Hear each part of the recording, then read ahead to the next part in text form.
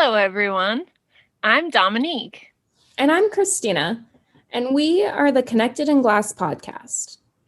Every week, we will feature interviews with glass artists who speak to their creative processes and overcoming challenges.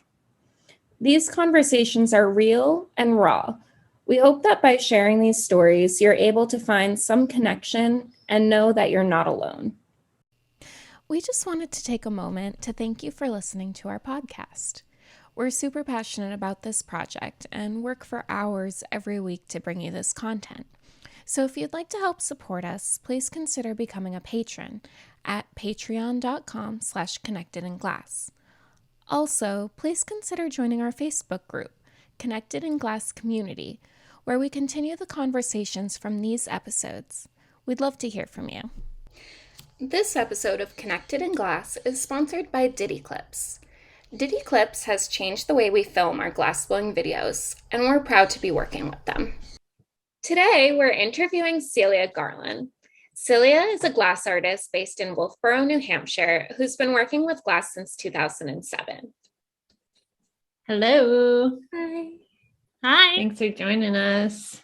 Thanks so much for having me. All right, so we're going to jump off and maybe just skip the glass part of your life at first. Tell us about you, where you live, what you enjoy besides glass, what you do for a living, and kind of get us into your story with glass. Sure, absolutely. So my name is Celia, and I've been born and raised in New England, originally Massachusetts, and then my family moved up to New Hampshire. I've had what you might call an atypical upbringing. I was homeschooled from 6th grade until college, and that allowed my family a lot of freedom to travel and to study the things that we were super interested in. And so when I was just 11 years old, my parents decided to take the family. I have an older sister and a younger brother as well, and we hiked the entirety of the Appalachian Trail. And so we hiked from Georgia, Springer Mountain, all the way to Mount Katahdin in Maine, which is just over 2,174.9 miles. Because those of us who've hiked that far, the 0.9 miles is important at the end. And so when we came back from that trip, we originally thought we'd go back into public school. That was the initial pull to become homeschooled. And then after we'd done that, it took us 10 months, over 2 years.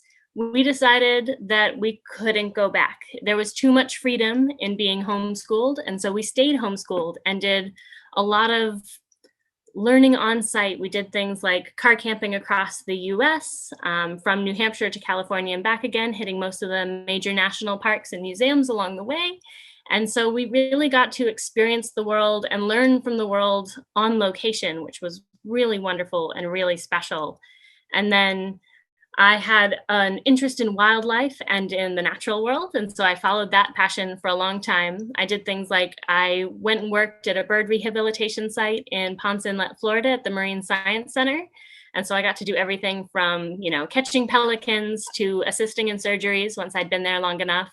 And, you make a lot of fish smoothies when you work in a seabird rehabilitation center as well. So I had this kind of varied background, but I'd also always been very artistically inclined. And I thought I would originally go to school for conservation science and environmental education. And then that's where glass hits my story, and I take a hard left turn. And so I've basically grew up outside and on the move. And glass was kind of the first thing, that sparkly draw to pull me back in again. Wow. So what was your first experience with glass? So my first experience with glass was actually from the Corning Museum of Glass in Corning, New York. And that came about on our car camping trip from New Hampshire to California. And that came about because as homeschoolers, you do projects about what's happening in the world around you. And my younger brother had just broken the kitchen window playing baseball with rocks and sticks in the backyard. And so that meant that we had to do a research project on glass. We had to make a presentation on glass, history, science, process, and then we had to fix the leaded paned window. So we did fix the window. And in doing all of that, we came across the Corning Museum of Glass website, which we hadn't known existed prior. And there were all these wonderful videos. And now knowing what I know that all the videos we watched were Bill Gutenrath doing all of his wonderful science experiments and demonstrations of historical techniques. And we were just fascinated. And so when we started that car camping trip across the states, the Corning Museum of Glass was our first stop. And we sort of thought, oh, well, it's a glass museum. We'll stay for an afternoon. That'll be enough. We stayed 2 full days. I don't think I ever left the hot glass demos. And I was hooked. That was it. I was like, I need to do this. I did one of the little make your owns. I pulled a flower, and just the glass bug bit me, and the rest is history. Oh, that's such a good story. Did your siblings get into it too, or was it just you? It was just me that really got hooked. My sister is artistic in other mediums. She does a lot of knitting. My brother does a lot of craftsmanship and wood projects with my dad. And so we like to joke that we all have our different mediums, and that means that Christmas presents never get boring. And when we need something, we can trade, I'll make you a set of cups if you make me a really nice set of mittens. And, there's always just back and forth that way. So how did you keep learning after that? So after we went to the museum, I was still very interested in it. So I took a small 1-day flame working workshop from a local artist in Chicago, where my grandparents were located. And then for Christmas, my grandmother got me a hothead torch. And so I had a hothead torch and a vermiculite blanket, and started flame working. Most of what I made broke. I still have all those cracked beads on a string that hangs up in the back of my studio, the roots of where you came from, so that when you're having a rough day, you can look back and say, all right, we've made progress. It's fine. Just because a couple things broke today, not everything broke. And so that feels better. And so I started flame working. My parents were really supportive.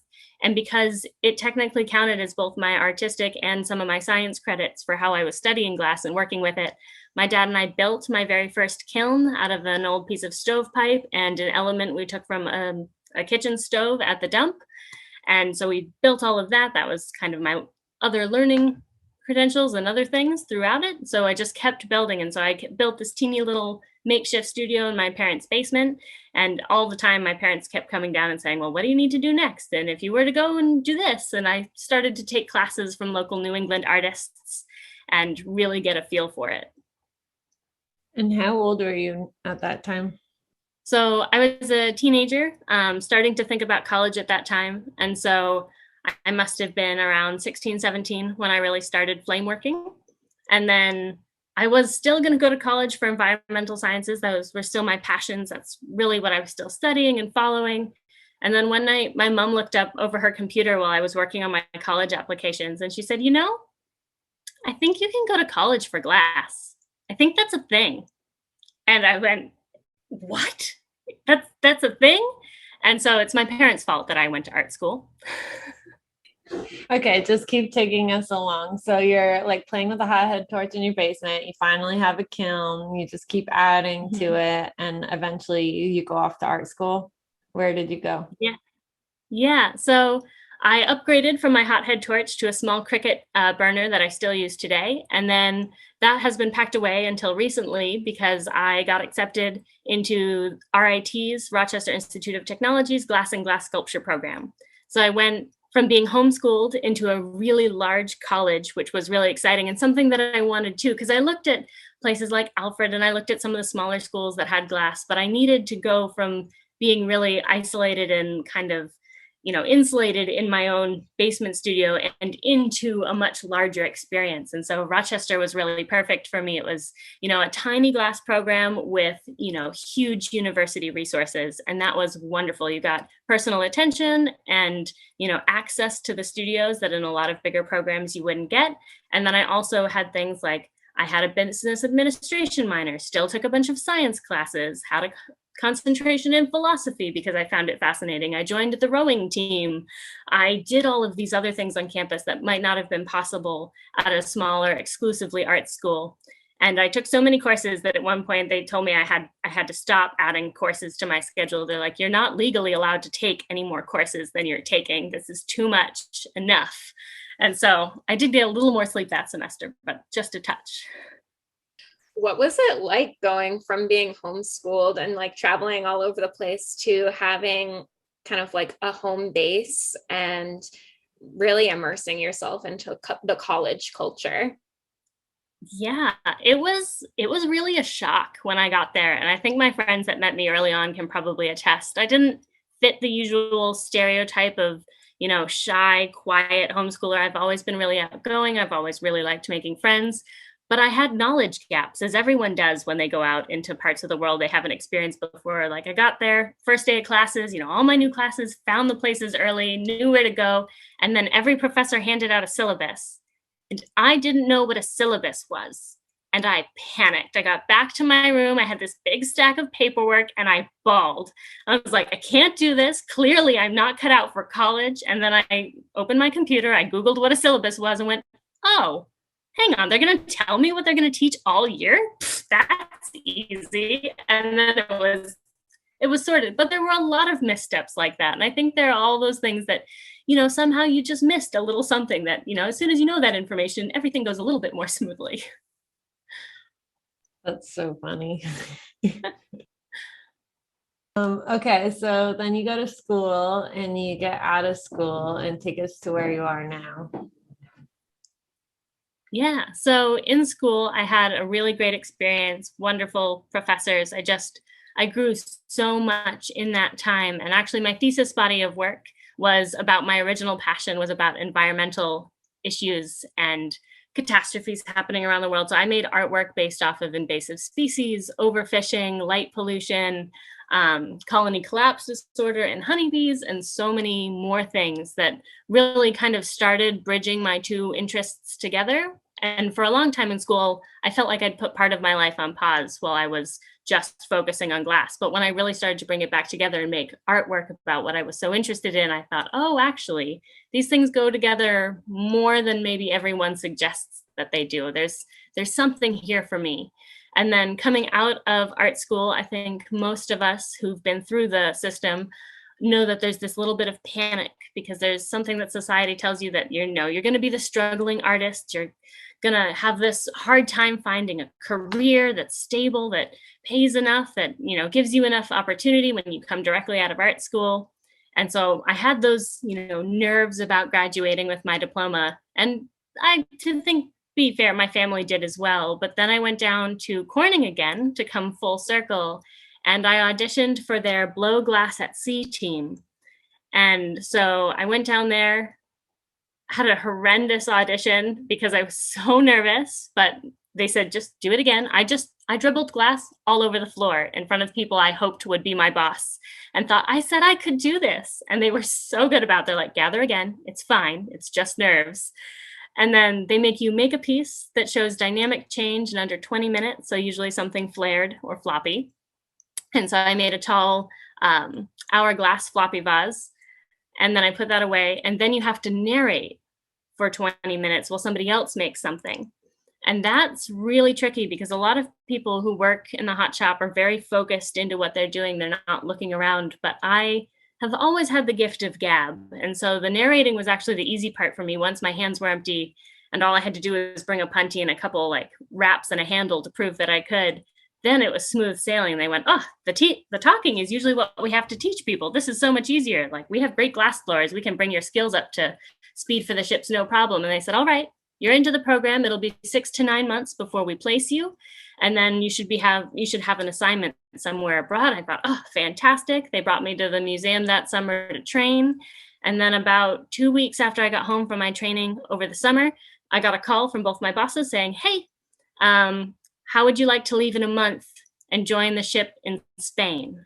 And I thought, this is it. I was like, yes, absolutely. I went over every ounce of paperwork they gave me to try and figure out what to pack and what I was going to go do. I talked to friends that had been in the program previously to get an idea of what ship life might be like, because I had never even seen a cruise ship before. I just thought this sounded amazing. I looked at the itineraries and realized I was going to visit 14 countries in the next 3 months. And that was overwhelming and wonderful. And then the day before I was to join the ship, I didn't have plane tickets yet because they had said things are often a little hinky. And so just go with it. It'll be fine. But call us if you're concerned. I was like, okay, well, I don't have plane tickets. And they went, oh, hang on. And, an hour or two later, they said, check your email. You should have plane tickets. And I checked it, sure enough. But the plane tickets were to France not to Spain, where I thought I was going, and I had been practicing sentences in Spanish. And I was very concerned again. They said, oh, well, there was a scheduling error. And so you're actually joining mid-cruise, not in an embarkation port. So you're not joining when everyone else usually gets on and off the ship. You're just joining mid-cruise, so mid-vacation for a lot of people. And I was like, okay, that doesn't sound terrible. But it meant that I was the only person joining the ship that day, and that the ship had kind of forgotten to be expecting me, except for my immediate team. And so like security in the pier wasn't ready for me and everything else. So I had this really bizarre, jumbled, kind of confusing getting from the airport to the ship. I had to stay overnight in Villefranche, in Nice, France. And so I got picked up at like 5:30 from my hotel. They brought me to the pier. And as we're coming around the cliffside roads from Nice into Villefranche to join the ship, I could see the ship sailing into port.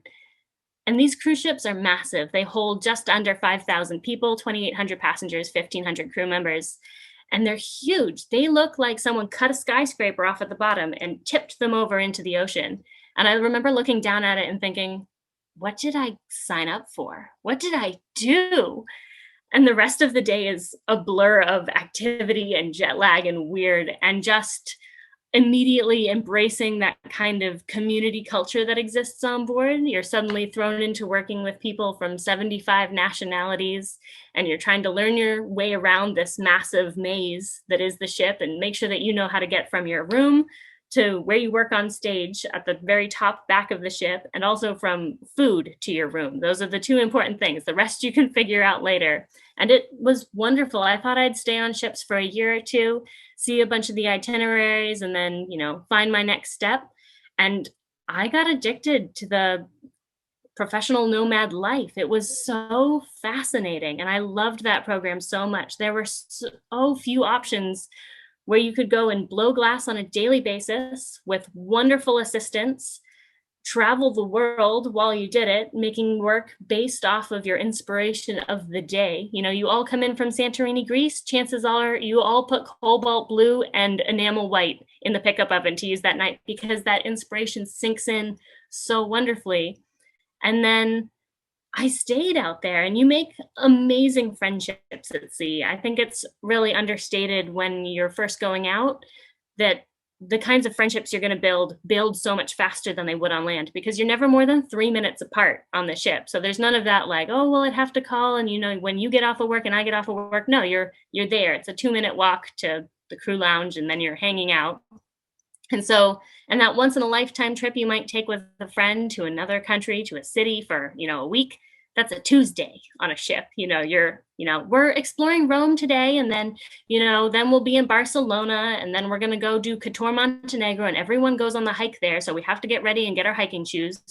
And it was just all these different things, all these experiences. And so you make really close bonds with everybody. And in making friends on the ship, I met the ship naturalists. The first naturalist I met was Brent Nixon in Alaska. And he's been in the industry for a long time. He tells people about the wildlife and the natural history of all the places that the ship goes to. And I thought, here's my kind of people, the nature nerds. Like these are my folks. And so I met him and another girl, Chelsea Beheimer. She was doing the Australian runs when I was with her, and we'd go off hiking. These naturalists, they knew where the best hiking was. They knew where the best snorkeling was. They had all this knowledge that I wanted, because being out in all these places was just re-inspiring that love for the natural world that I had. All these ocean environments I would have never had the opportunity to explore were suddenly literally right out my window and right off of open deck. And so, you're standing out on deck, and I've seen, 25 species of the 40 species of whales now, because some of them that you'd only see out in the open ocean on crossing cruises, those are your chances to be watching for them. And so from everything from belugas to sperm whales to your traditional humpbacks and everything else, it's been amazing. And so in building those friendships with the naturalists, they recruited me to their program, which was really good timing, because of course the Corning Museum of Glass Blow Glass at Sea program, that collaboration with Celebrity Cruises came to a close back in 2017. And so in that time, I took a sidestep and I went from being the glass blower on board to being the naturalist on board. And I still have people who come running up to me on the ship and go, Celia, you're here. That's so exciting. Passengers that recognize me from years ago and then go, hang on, there's not a glass blowing studio on this ship. What are you doing here? And now I'm the naturalist, so I get to talk about wildlife and natural history and do things like go up to the bridge and narrate our scenic navigations, our scenic cruising through fjords and up to tidewater glaciers and things. And it's been wonderful. So now I make my living as an onboard educator for celebrity cruises. And so I go out to talk about all the things I'm interested in. I get to soak up all this inspiration from the natural world, because now I go to the itineraries where the nature is the best. I do Alaska, Australia, New Zealand, and I do Antarctica. And so I get to go to these incredible places, soak up all this inspiration and then come home and still work with glass and make all these things. And I've been able to really schedule my time to make sure that I both get to feed my passion for being an environmental educator and then coming back and making art. And to tie them even more closely together, back in 2019, I was an artist in residence at Denali National Park up in Alaska. So I got to go to the interior for the first time, and that was wonderful. So it's been the whole time just like pulling my two passions closer and closer together to make sure they wind together, because I think they go together perfectly, even if sometimes it might take a little explanation as to how. That's so funny. Do you get culture shock after being on a boat for so long and then getting home and like being at home and trying to get back into the working mode of making glass? Or do you find that you make that shift kind of easily? Yeah, so it can be definitely a culture shock. Part of what it is that every time I get off a ship, I leave my community behind. I have my family at home, but in Wolfboro, New Hampshire, I don't have another glass blower within a stone's throw of me. The saying in New England is, you can't get there from here. And it's just true. We're all in New England. It's a small space, but man, are we spread out throughout New England. And so it is just a big shock to go from having my friends 30 seconds down the hallway to then having them in multiple different time zones and kind of spread everywhere. But when I get back into glass, it can take a day or two to feel like the muscle memory is back. I definitely get rusty on occasion. And I always just have to give myself that grace to say, you make these choices to, stay out of the studio for a while, but that means that when you come back to the studio, you really know what it is you want to make. So talking about how you have been constantly just trying to meld your two passions together, do you want to talk a little bit about your Reclaiming Glass project? Yeah, definitely. So my Reclaiming Glass project has really started in the last year and a half that I've been home, as we've all been home. But I really started to think about how I was pulling my two passions together and the problems that I was seeing out in the world. And one of those, of course, is we have a problem with waste and consumption in our societies. It's just the way it is. We always want something new, something better, something shiny, and glass, no matter how old it is necessarily, can always be brought back to that shine. And so I started thinking about just the glass we had around. And, I was doing things where on the ship, when I use something, it's very well taken care of because the recycling facilities on the ship are top notch. Everything is accounted for and recorded and very much monitored in a way that you can be very conscious of your footprint on board and also where all of that waste is going. And then when I got home and I was responsible for being the recycling center and then going to the local solid waste facility, I started realizing just how much glass it really was that I was going through at home while I was also making glass. And that felt very strange. And so I decided to start, basically putting my money where my mouth was and said, I already make almost everything in green. Can I do it in bottle glass? And it's been a really steep learning curve to use bottle glass at the torch. I'm still on my little Cricut. It came out of its box. And I have a beautiful little setup at my parents' house now. I'm kind of in the kitchen. I have a very supportive family. They're very nice, but that's where the ventilation is. So that's where you have to be. And so that's been wonderful. But I actually just started, it was also really cathartic to smash a bunch of glass. We don't often get to as glass blowers anymore that just take it and really go to town. So I made a bunch of shards, took them to the torch, and I've learned to work with them. It's really shocky. It doesn't stay soft very long. I've got the annealing schedule down. It's very similar to soft glass. And so I've been able to work with it and start building components and learning to assemble things cold if I'm going to be mixing compatibilities with COEs from different bottles, or making sure that my organization is really immaculate so that I can have all of the different pieces separated. So if I have this one color of bottle, I better make the entire project out of this one bottle, or else I'm going to be trying to color match later, which is going to be much harder. Oh, that's so interesting. I think that oftentimes not glass blowers think that you can just remelt whatever you want, but it's cool that you're going through that process to learn about the different bottles and how to work with them in different manners. And the struggle of keeping them separate, I can imagine, is terrible. Yeah, you get really good at keeping them separate after a while. So I've started using the other glass that would have gone to the recycling center, because I'm not using much of the clear still because it's less artistically profound so far, because I've been using mostly green and blue glass because it has more of that captivation to it. But using those other jars to help keep it sorted, so that I almost send nothing to the solid waste facility now because I need it either for organization or for projecting with. And so now people have started bringing me bottles too. It's amazing what a community it's built to be collecting glass, because I'll get messages, or my parents will, saying, hey, we know you're collecting glass. Do you like this color? And they'll send me a picture of a bottle. Or the guys at our local solid waste facility recognize both my mom and I as someone who is allowed to go back behind the usual organization bin where you throw your glass in, so that we can dig through the bins that have already been placed aside to be recycled. And if they see something really spectacular, they've been setting it on the ridge for us back behind the fence. And so that when I come around, even if it was 3 days prior and I wouldn't have seen it, it's there for me, which has been really lovely. And now that I'm starting to learn more about the bottles, I know which greens are going to melt most cleanly, which blues are not going to burn and bubble too much. And you get a really good sense of it based off of what kind of liquid was in it. I'm going to say the beer bottle glass just isn't as nice a quality as the whiskey glass. It just isn't.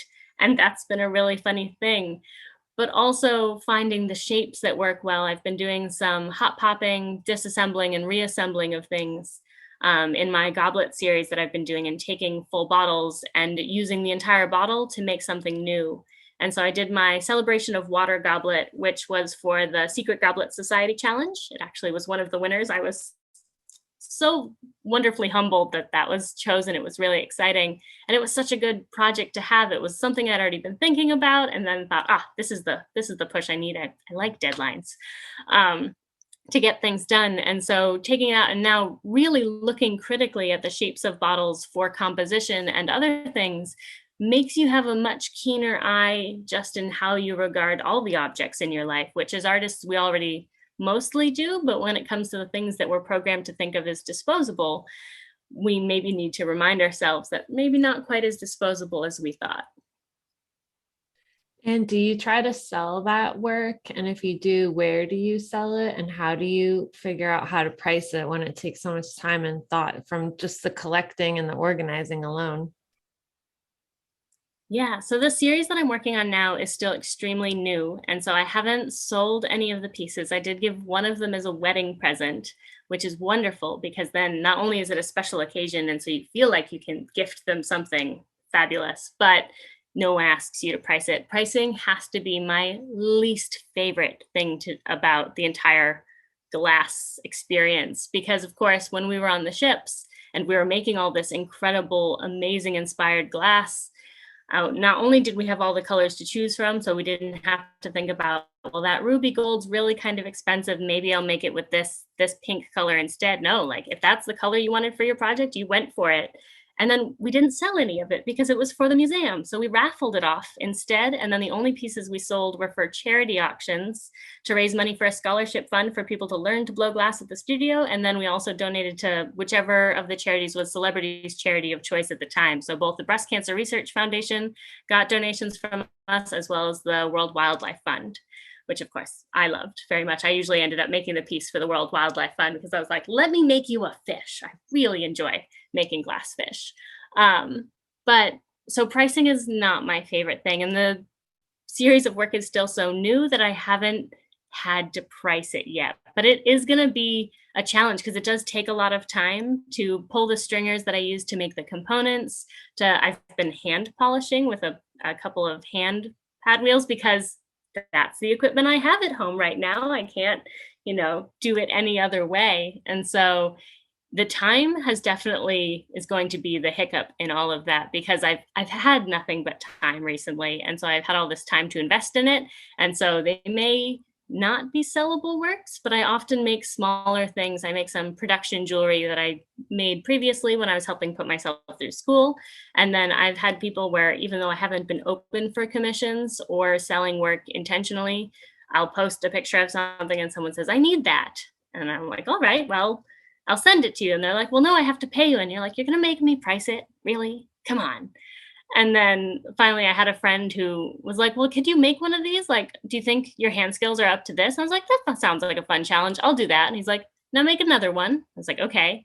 He's like, okay, now make them earrings and I'll buy them from you for Christmas for my mom. And I was like, that was really sneaky after I said I wasn't open for commissions. But so yeah, it's not something that I'm the best at, for sure. Do you ever just like wake up and not feel inspired or motivated?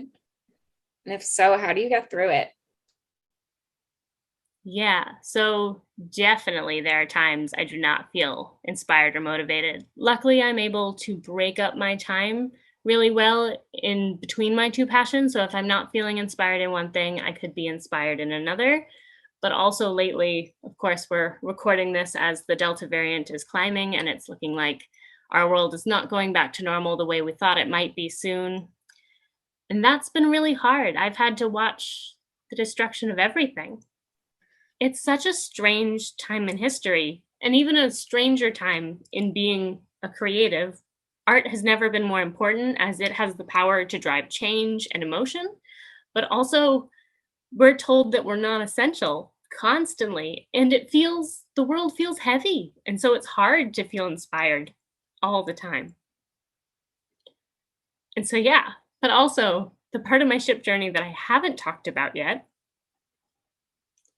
is that I was on a ship when the world shut down.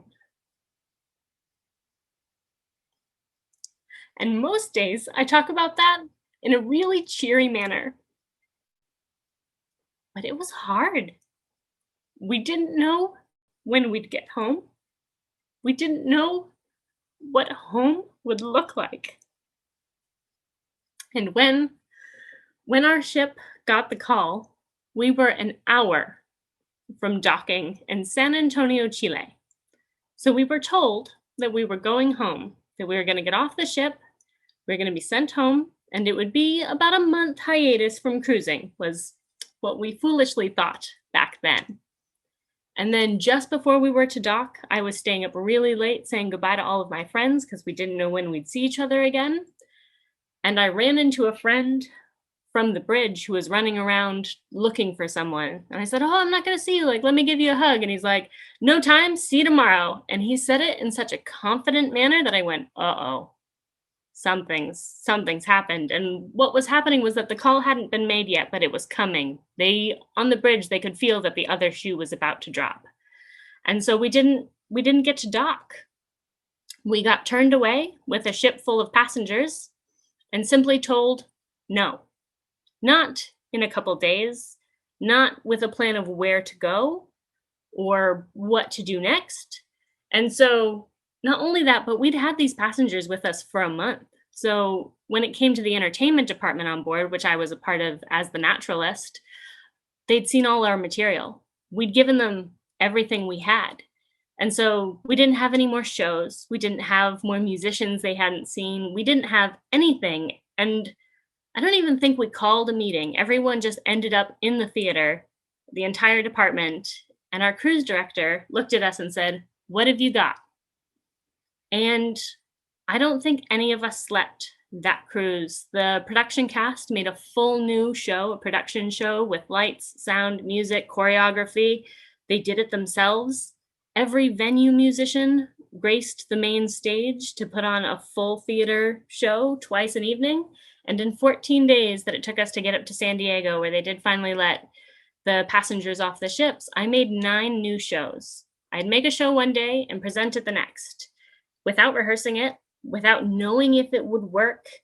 And I think the only way we got through that was that we did it together and we didn't stop to think about it.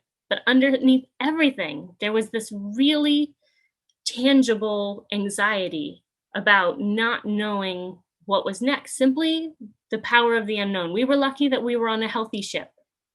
And we know we were lucky even then because the ships that were having trouble docking around us, the ships that you could follow on your phone on the ship tracker, had death counts going from COVID.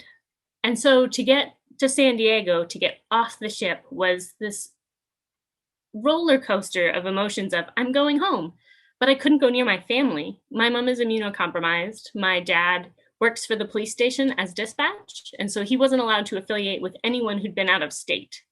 I had very much been out of state. And so they borrowed a family's camper, our family friend's camper, and put it on the front lawn, and I lived on the lawn for a couple of weeks as my quarantine, which was very cold.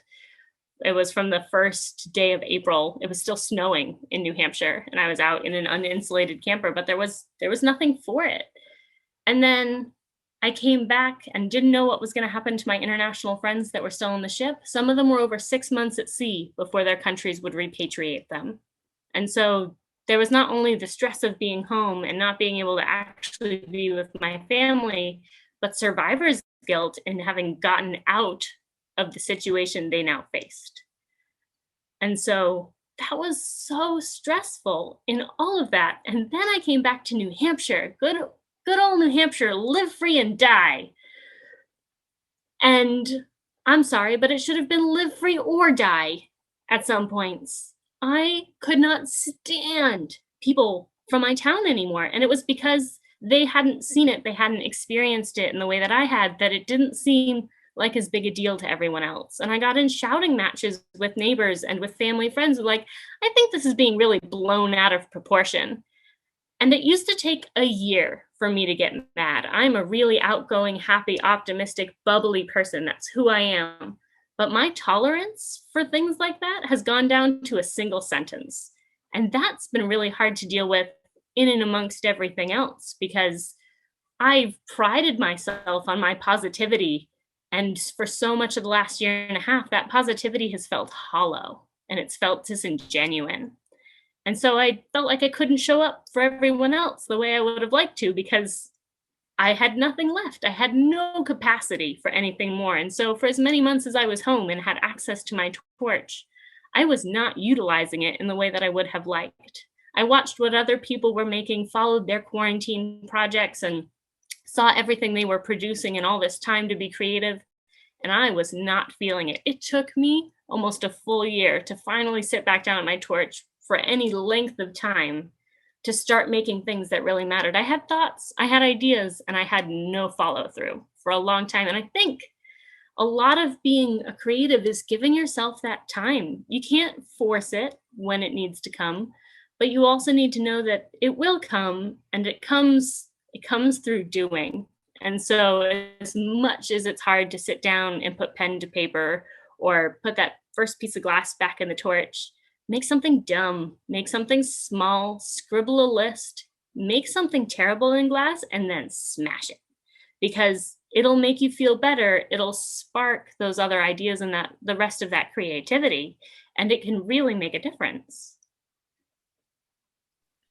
Thanks so much for sharing all that. It's so good to hear your perspective on that. And also, I live in New Hampshire, so I know where you're going from. Like, even still today, it just like makes my blood boil. I'm not gonna lie.